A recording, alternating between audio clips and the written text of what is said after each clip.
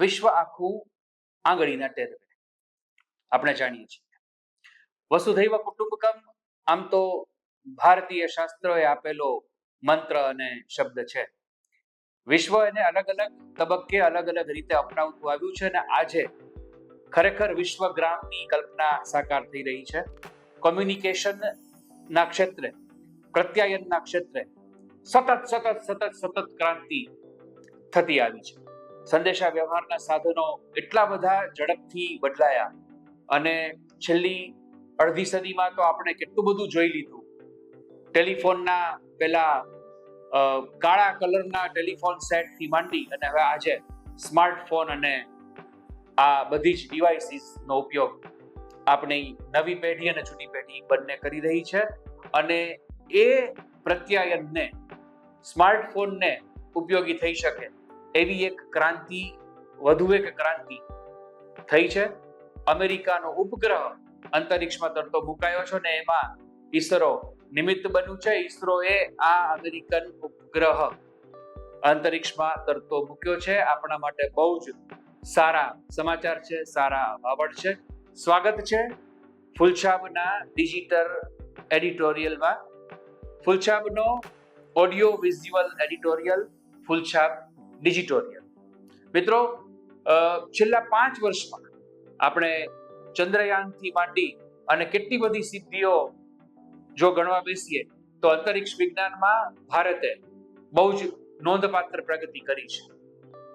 અને ઈસરો એ એવું સંસ્થાન છે જે દાયકાઓથી ભારતના અંતરિક્ષ વિજ્ઞાનમાં બહુ જ મોટું યોગદાન આપી રહ્યું છે, વૈશ્વિક સ્તરે યોગદાન આપી રહ્યું છે.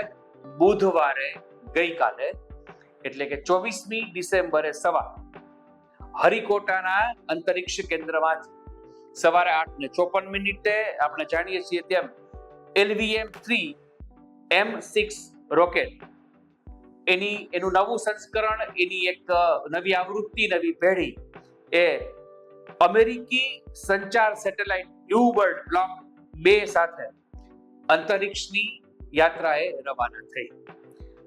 ઈસરોની આ સિદ્ધિ ઘણી મોટી છે.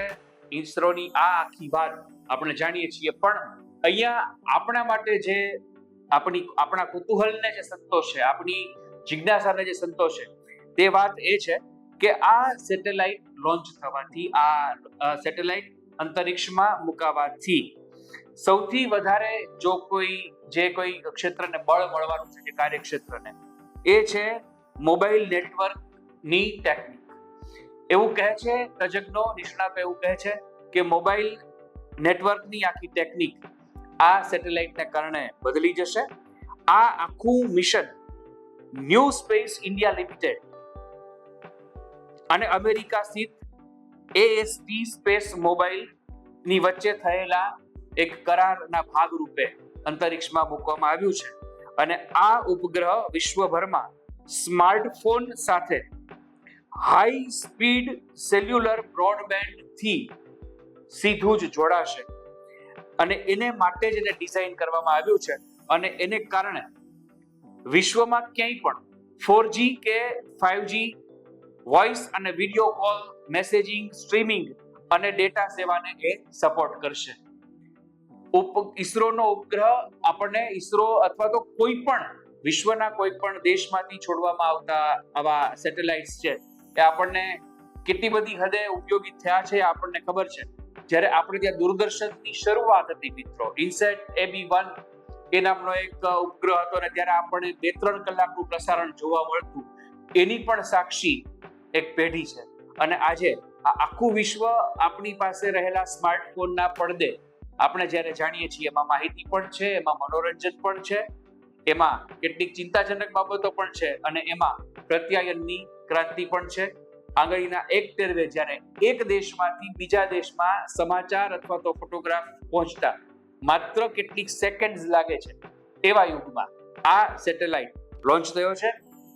બુધવારે સવારે 24 કલાકની ગણતરી પછી 43.5 મીટર ઊંચું આ રોકેટ 6100 કિલોગ્રામ વજન વાળો આ સંચાર ઉપગ્રહ અંતરિક્ષમાં તરતો મુકાયો. અને LVM-3 આ પ્રક્ષેપણના ઇતિહાસમાં સૌથી ભારે પેલોડ તરીકે પણ અત્યારે પ્રસ્થાપિત થયો છે. અને મિત્રો, આનંદની વાત, આપણને ગમે એવી વાત એ છે કે વર્ષો સુધી ભારતને વૈજ્ઞાનિક રીતે પછાત દેશ તરીકે ચિતરવામાં આવ્યો, પ્રસ્થાપિત કરવામાં આવ્યો, મદારીઓના દેશ તરીકે આ દેશને લોકો જાણતા એવા પ્રયાસો કરવામાં આવ્યા. એક યુગમાં, એક પરિસ્થિતિ, એક સદીમાં એવી હતી પણ ખરી કે આપણે ત્યાં શિક્ષણ ઓછું હતું અને વૈજ્ઞાનિક અભિગમ તો તદ્દન ઓછું. પણ આ દેશ વિજ્ઞાન અને અધ્યાત્મનો સંગમ છે, વિજ્ઞાન અને અધ્યાત્મનો સમન્વય છે. અને આવું ઋષિઓએ પણ કહ્યું છે, આવું વૈજ્ઞાનિકોએ પણ કહ્યું છે. વિનોબાજી જેવા વ્યક્તિએ પણ વિજ્ઞાન અને અધ્યાત્મનો સમન્વય સતત એની વાત કરી છે. આ ઉપગ્રહ લોન્ચ થયો એ પહેલા પણ ઈસરોના અધ્યક્ષ વેંકટેશ્વર સ્વામીના મંદિરમાં પૂજા કરી અને પછી એનું લોન્ચિંગ કર્યું. એક બાજુ ધર્મની શ્રદ્ધા અને એક બાજુ વિજ્ઞાન તરફનો આપણો અભિગમ, એના સમન્વય રૂપ આ સેટેલાઇટનું લોન્ચિંગ ઈસરોની, ઇન્ડિયન સ્પેસ રિસર્ચ ઓર્ગેનાઇઝેશનની વધુ એક સિદ્ધિ છે. સિદ્ધિઓના મુગટમાં વધુ એક છોગું છે. પણ આકાશ તો બહુ મોટું છે, અંતરિક્ષ એનાથી પણ મોટું છે. ઈસરો પણ નાનું નથી. ઈસરોના સૌ વૈજ્ઞાનિકોને અભિનંદન.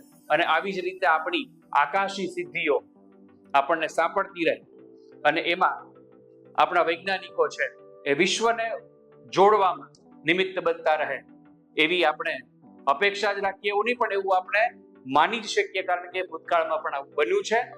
ફૂલછાપ ડિજિટોરિયલમાં આજે આટલી વાત. ફરી નવા વિષય સાથે આવી કોઈ વાત કરશું. ફૂલછાપનો ડિજિટલ એટલે કે ઓડિયો વિઝ્યુઅલ એડિટોરિયલ, ફૂલછાપ ડિજિટોરિયલ.